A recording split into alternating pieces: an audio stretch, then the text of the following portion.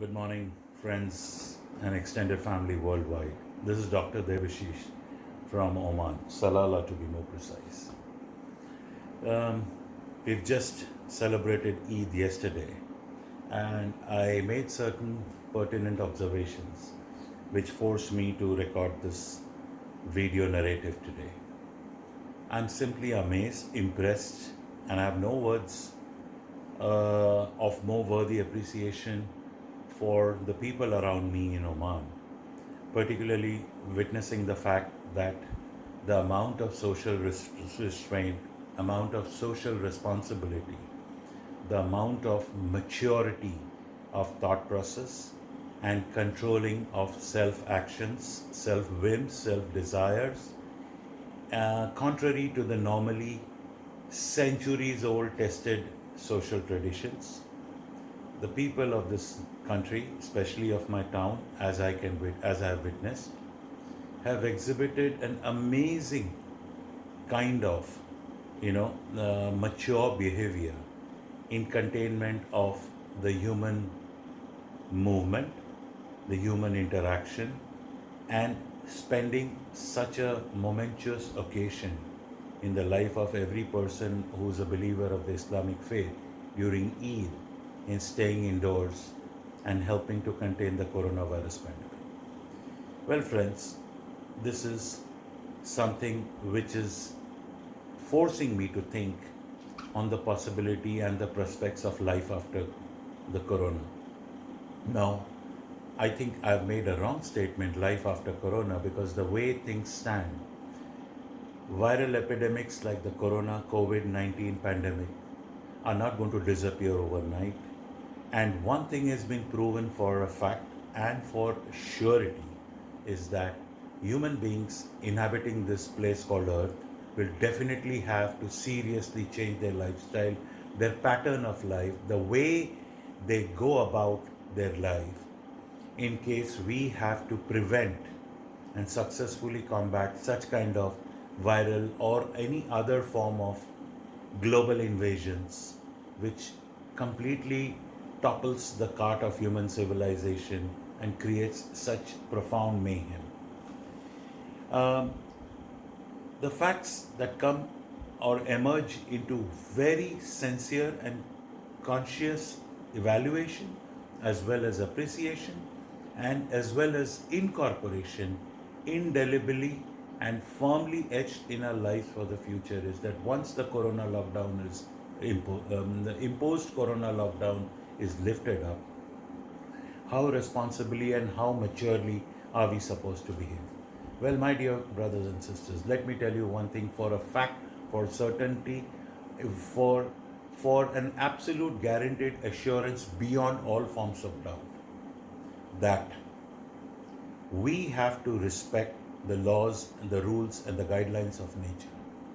Probably we've been playing and we've been abusing and we've been taking nature for granted for a very long period of time. Once the lockdown is lifted, we have to continue to behave responsibly, sensibly.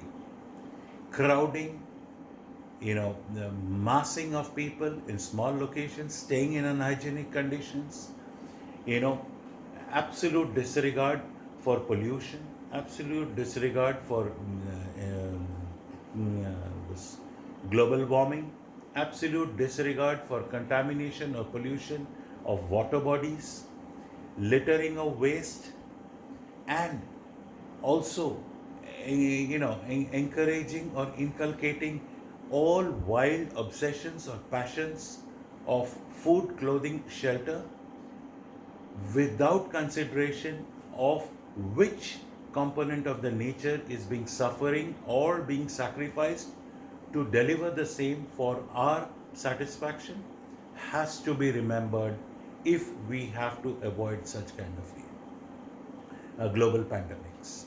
Now let's start with small segments of our life, our way of living. We have to start living in a healthy, hygienic, and a sanitarily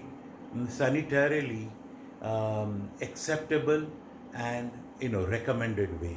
Washing hands, washing faces, leaving our foot outside worn footwear outside the house, wearing clean clothes, and maintaining some form of social distancing is an absolute must.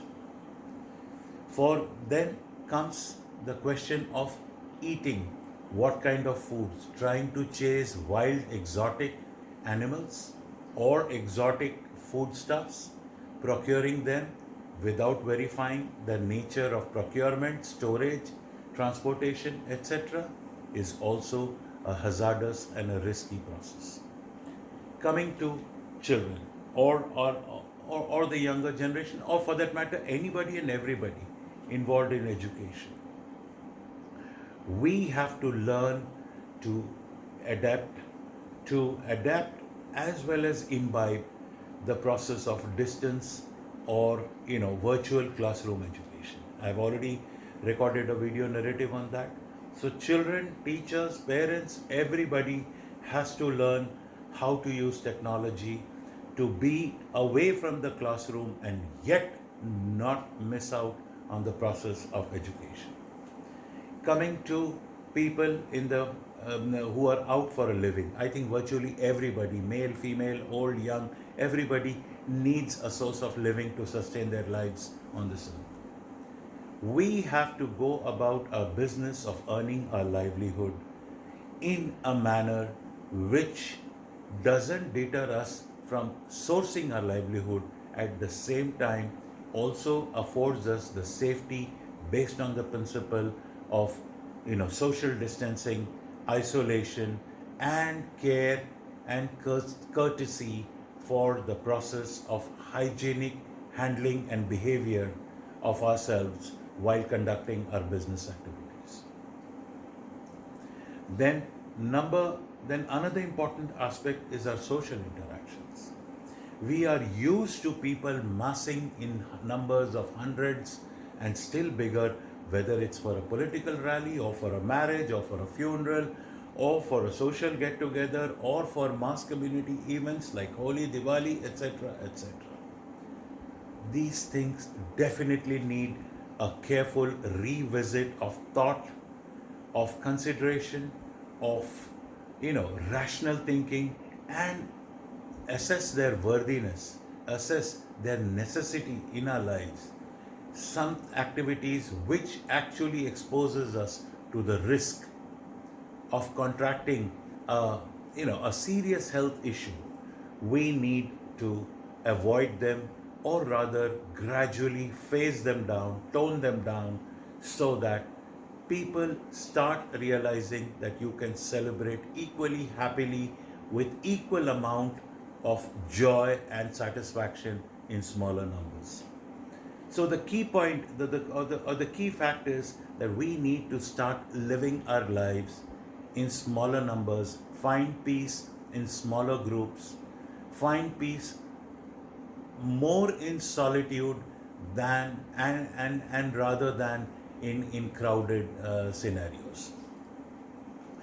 Besides that fact, we also need to understand. Now, there's been a horde of criticism about lockdown, why it was done, etc., etc., and people grunting and grumbling all over the globe about the same.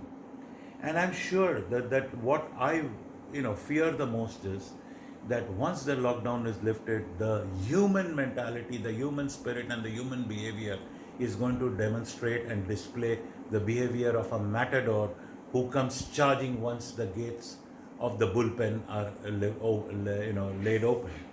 And this is the normal human tendency. Whenever it is forced to recoil or whenever it is condemned into confinement, it rebounds, it bounces back, it rebels back with absolute aggression and mad frenzy to try, grab, and garner every lost privilege, every lost bounty, and every lost moment of time.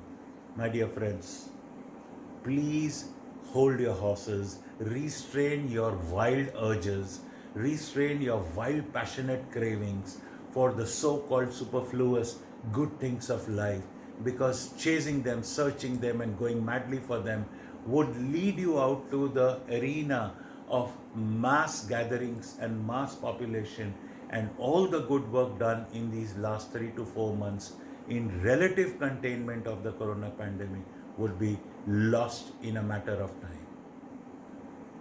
All the happiness and all the luxuries and all the goodies of life are worth it if you are alive. Remember that.